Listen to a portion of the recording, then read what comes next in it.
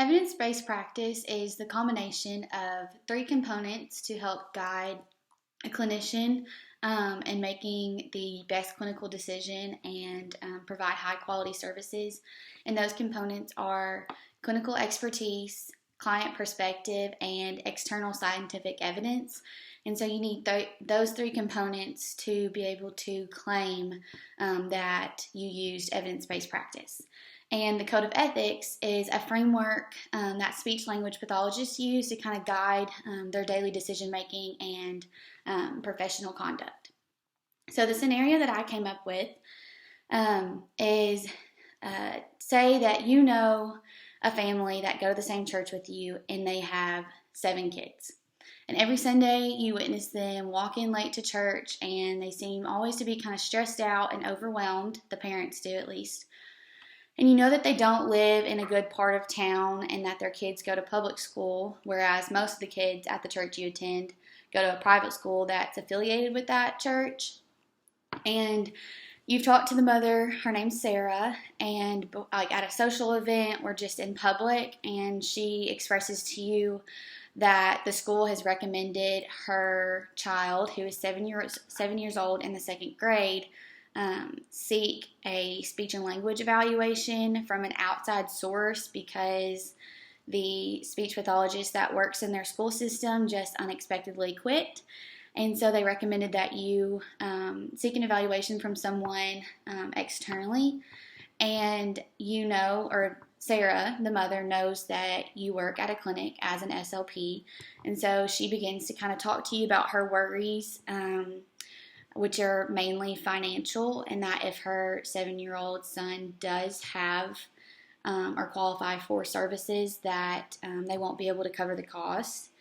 And so your conversation gets interrupted and you don't hear from the family at all for several weeks, and so you kind of think everything's passed by. Well, after about a month or so, maybe Sarah brings in the 7-year-old boy to be evaluated by you. And after the evaluation is over, you do realize that he does have a language disorder and that he will need services. But the disorder is not very severe, but his test scores do prove that he qualifies for services from you. So you explain the scores to the mother and him, and that he qualifies, and she immediately begins to cry. She asks questions about how much it will be and how long he'll need services. And so you kind of just try to calm her down so you can explain all of the details. And eventually they leave. You think that they left on a good understanding and that you all have come to an agreement that he will render services from you on a weekly basis for 1 hour. But 2 days later, the mother calls and is begging for you to alter his test scores so that it will show he does not need services, so that they can take that back to the school and prove that he doesn't need speech and language services and that they won't have to pay for it. She said that she spoke with her husband and they don't have the financial means to pay for therapy and that their insurance policy would not cover much of it. So knowing that the child truly does qualify and would benefit from services, you struggle between deciding to spare the family the financial burden or choose to help their son, which is what you are professionally called to do. And so having a personal relationship with the family and seeing them weekly at church, you're kind of afraid that they would be mad at you for the decision that you make. And as a professional, it's important that you remember the standards that a speech-language pathologist should uphold and the ethical principles to apply to this situation.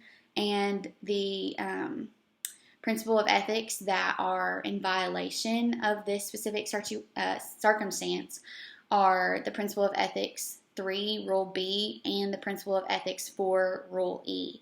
And so they kind of just state that if you're involved in a conflict of interest, that includes personal, financial, or other considerations that have the potential to influence or compromise professional judgment and objectivity, which we are in this situation in violation of financial and personal conflict of interest. And so it would be in the best interest of all parties for the speech language pathologist to not even see this client in the first place and maybe refer them to another clinician that they know. And then the other principle of ethics kind of just states that individuals shall not engage in dishonesty, negligence, fraud, deceit, or misrepresentation. So the speech language pathologist should by no means even consider altering the test scores for this client so that it would show that he does not need services. In this situation also doesn't exemplify the best evidence-based practice because the clinician is taking into account too much of the client perspective and not enough of her clinical expertise, just because of that conflict of interest with the personal connection with that family.